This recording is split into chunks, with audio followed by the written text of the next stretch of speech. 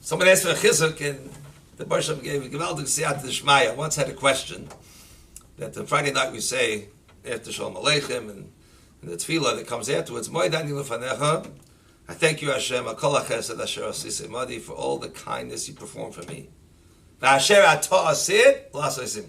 And I'm thanking you now for the future chesed that you're going to do with me. So it bothered me one Friday night. It hit me like, why am I saying thank you now for the future? When you receive something, you say thank you. That's the nature. I just thank you now for what you did to me in the past. So why would I want to say the thank you now for the future? When I get it, I'll say thank you. What's the pshat? Literally 2 weeks later, I saw the Hamidiya story from Rabbi Nachman Seltzer. And it's interesting because I was in Israel and I was speaking to a cousin of mine. He said he confirmed the story because he met Rav Kook, as we'll see in the story. And he said, "Nachon, it's a true story. I'm saying for just the verification of it, just to have the chizuk from it." The story was that a person woke up in Rehovot and the person had a terrible pain in the eye. The person ran to the doctor. The doctor immediately sent to the top specialist. You have to go right now. Top specialist examines the person, says, "It's only one of 3 surgeons in the world that knows would operate such a surgery. In New York, you go now. You have to get there ASAP. You got to get there as quick as possible." No, the person, Rabbi Golfin, was able to get to New York. He went to the surgeon. Surgeon examined his eye and says, "I have to give you the bad news. I'm sorry, but the eye needs to be removed. You want to save the other eye?" And the person says, "Do I have time to digest this?" I mean, unfortunate situation. He said, "Yeah, you can walk it off a little bit." He walked out into the streets of Manhattan, and again, I don't know how, in the middle of the day, he found the shul. They just walked by and he sees the shul. He somehow was able to get in. He walked over to the Aron Kodesh, and he starts, "Hashem, I want to thank you. You gave me a healthy heart, Baruch Hashem. Thank you very much."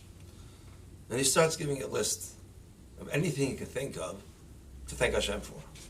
A family, parnasa, house, you name it. He was thinking and thinking, and it was a 3-hour ordeal. He went through it, and he said he didn't even realize. He thought he was coming to daven, to pray, to cry, and all he was doing was thanking Hashem for every detail that he could think of. If we would start thinking every details, we don't even realize how much that we can be thankful for. Anyway, at the end of the 3 hours, he felt much more calm. He says, "Baruch Shalom, if Baruch Shalom, please heal my eye, and if you do that, I'll thank you for that too." He walked back to the surgeon, and he says, "Okay, I'm ready, but I would ask you if you could please check my eye one more time." The surgeon figured the poor guy, okay, humor him, and check the eye one more time. He checks the eye, and the doctor makes an apology. He said, "I'm apologizing for scaring you, but you don't need surgery. I don't understand this, but you don't need surgery. I'll call some consultants. They'll also check you over, but you don't need surgery." Well, he didn't know what's going on, the surgeon, but this fellow did. Came back to Eretz Yisrael. He went to his Rav Kook from Rehovot. He told him over the story. Rav Kook publicized this in his drasha on Shabbos. And 4 weeks later, he gets a call from the Balabas, who was ecstatic. He says, "Rabbi, I came home after your drasha. I have 2 daughters. One is 32, one is 28, not married. And I came into the house singing, Oid Yishama Bari Yehuda." They thought I went lost, unfortunately. What happened to him? He walked in singing Oid Yishama. I mean, they're not engaged. They're unfortunately sitting waiting. And he said, "Listen, we're going to take out a pen and a paper. We're going to sit around the table. And all of us are going to write down now every detail that we can think of to thank Hashem for." And he says it was the most exhilarating experience they ever had. And the man's bubbling with excitement. He says, "Rebbe, my 32-year-old daughter became a Kala last week, and my 28-year-old daughter became a Kala tonight." Just thanking the Rav. And a month later, the Hamadia printed a letter that someone else did the same, Haida, and they also had the Yeshua. I did share this information. I had to share with some single girls before Rosh Hashanah, and I had mentioned to them as part of the chizuk, because we also, Rosh Hashanah itself, we come along and ask Hashem for the new year. Did we thank Hashem for the old year? There's so much that we remember of the pain and suffering that we've had over the course of the year, maybe, that's in our mind. But do we thank Hashem for all the good things? We never realize what's good. My back works 355 days of the year. One day it didn't work, I feel the back. The other days, I didn't even feel the back to have there's a problem with it. I can stand up, I can see, I can hear. Those things we just take for granted. I never realize to be thankful until there's some problem with it. That's just the daily thanks. What about the food that we get? And what about all the different things that we have that which you don't conscious of? That we just took and assumed that, wait a minute, every day I had food. Every day, Baruch Hashem, I had health. I was able to breathe. And then you think about the good things that took place over the year, which we forgot about already at different times. If we were thanked for the past year, that's the point. That's what I'm saying. We got this story right after this question. I thank you for the past. Once I'm thanking you for the past, then I'm muftach. I'm assured of thanking you for the future. Why don't I thank for the future? Because I don't have it yet. But if I know I have it, I can thank you already. So if I already thank you for the past, I'm going to be thanking you for the future. So I know I'm going to get it. The Baruch Hashem's going to give more chesed. So if you thank Hashem for the past year, you'll be able to thank Hashem for the upcoming year. It's muftach. You'll have good things taking place. I shared this story with the shidduchim. And a girl came over to me. She said she got a shidduch. The night before she got the shidduch, she sat down with a pen and paper and went through everything to thank HaKadosh Baruch Hu for. And the next day she got the shidduch. So it's not just to get toiv, it transforms the way we think, because I really do owe Hashem thanks for that. I never even thanked him. So even though it may be in a certain sense like lishma, the selfish, I want to get more, but it ends up being lishma because you realize, 1 minute, I have so much to be thankful for. We never even thought about all those good things taking place. And if we start thinking about all the things in our life, yes, people have issues and have problems, whatever they may be, but how much good do we really have that we never even thought about to appreciate the time? And once we have that recognition, then it changes the whole way we think, as we shared another story, which I also saw, I forgot which magazine, but where I saw the story, but also a story where there was a community that was very involved in chesed. One man, he loved taking people to the hospital, meaning to say, never if it's a patient or somebody who's a relative of the patient, and he wanted to take people, just to give them the chizuk, take them if they need the rides, and he would talk and share words of chizuk. And he once had a patient, a person he picked up in the car, and he was talking to the person and realized the person was mumbling. He says, I apologize, you're davening. I'm sorry, I didn't want to disturb. And the guy said, I'm not davening. He says, what are you doing? He says, well, I went to the hospital, visit a parent, never a terrible situation. It's terribly depressing. Someone's in such situation. And it overwhelms me. I get engulfed in the misery and the pain and depression. I can't function. How do I live further?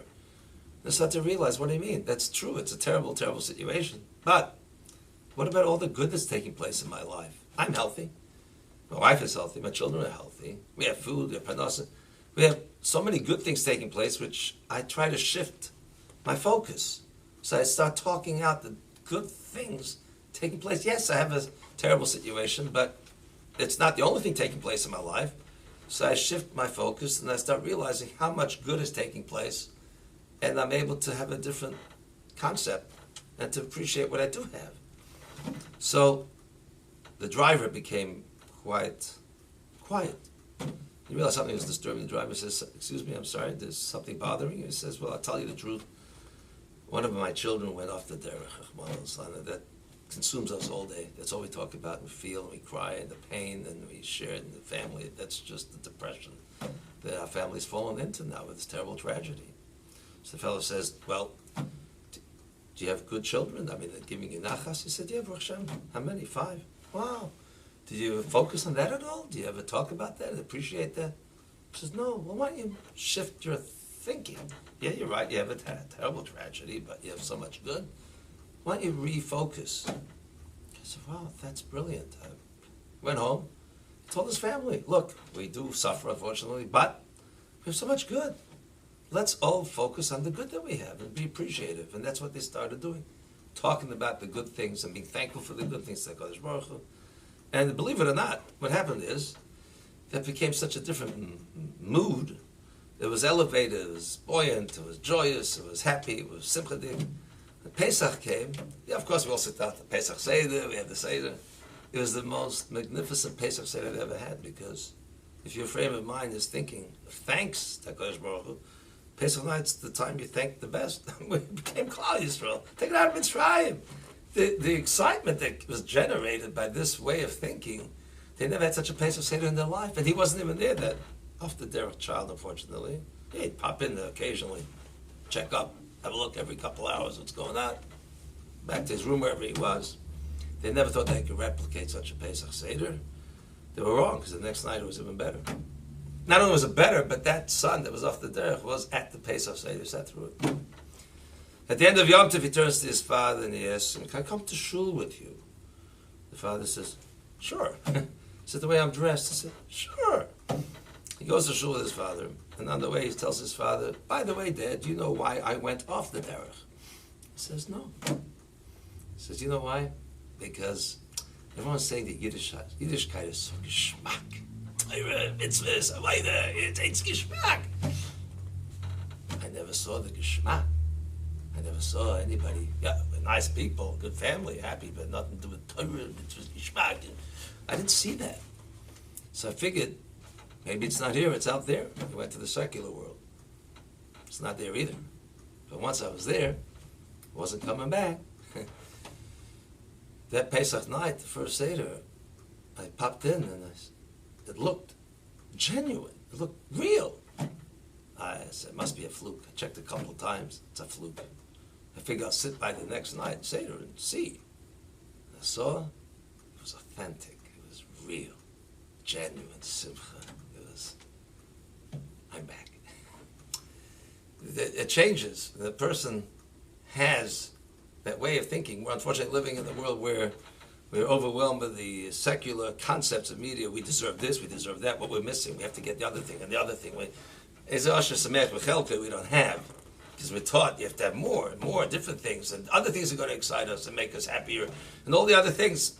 And this concept of being thankful and appreciating who we are, Klal Yisrael, what we are, our connection to Rabbi Shalom. We can tefillah, we can daven, we can believe, we can have betachon, we can connect.